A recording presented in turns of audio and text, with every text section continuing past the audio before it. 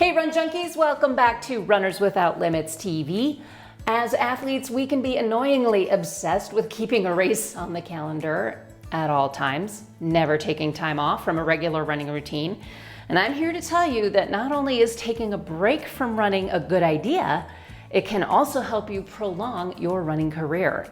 So today, let's talk about planning breaks into your training calendar. Now, real quick, a few months ago, I posted a couple of videos about how to return to running after some time off, planned or otherwise. I'll leave links in the description and above in the cards if you want to see more about that.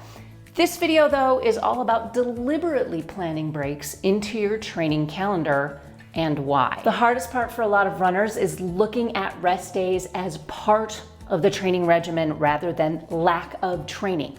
Rest is that secret sauce that makes the training we do more effective, and taking at least one day off a week helps that cumulative training load dissipate. Jack Daniels, in his book, The Running Formula, says that several planned breaks from running throughout the year are, quote, important, useful steps toward reaching your long-term goals, unquote.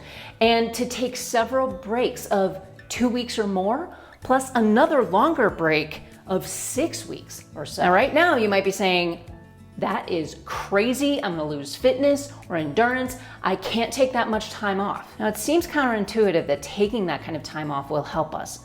Longer breaks from running allow for all those nagging, niggling issues to heal and keep those issues from turning into full-blown injury. That time off gives us the time to physically and mentally reset before tackling the next big goal. It's during these breaks that we let go of the pressure to perform all the time and keep us from getting burned out. When we reach the end of a training block, usually with a race goal, the best course of action for any athlete is to take a full week off of running, especially if that race effort is a 10K or more. The best thing is to remind yourself that the break is how you are going to recover physically and get stronger long-term.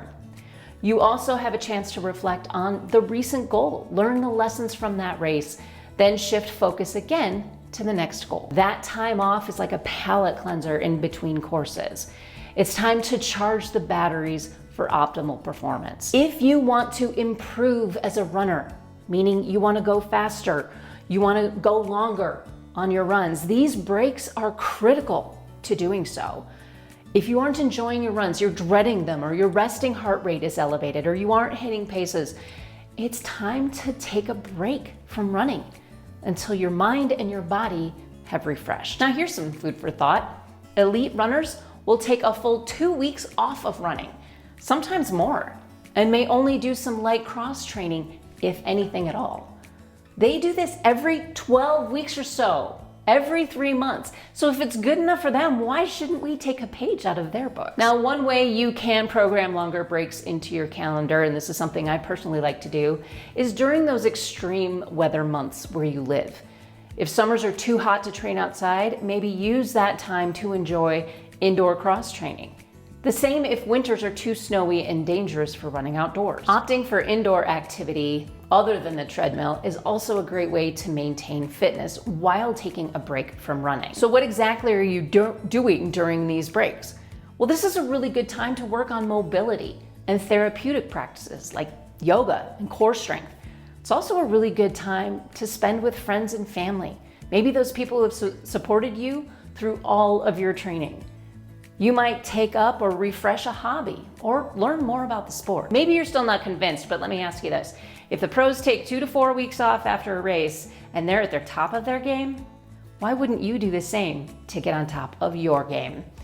Time off of running allows your hormones to regulate, your muscles, connective tissues, and bones to get stronger, your immunity to build back up, and a host of other reasons.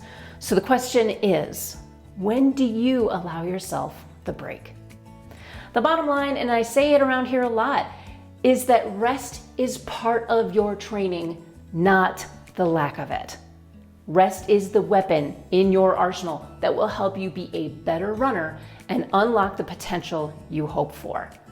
So my question for you today is this: what is the longest break you've planned into your running journey and why. Please leave thoughts, questions, comments, and suggestions in the comments below. Please like, subscribe, and tell your friends.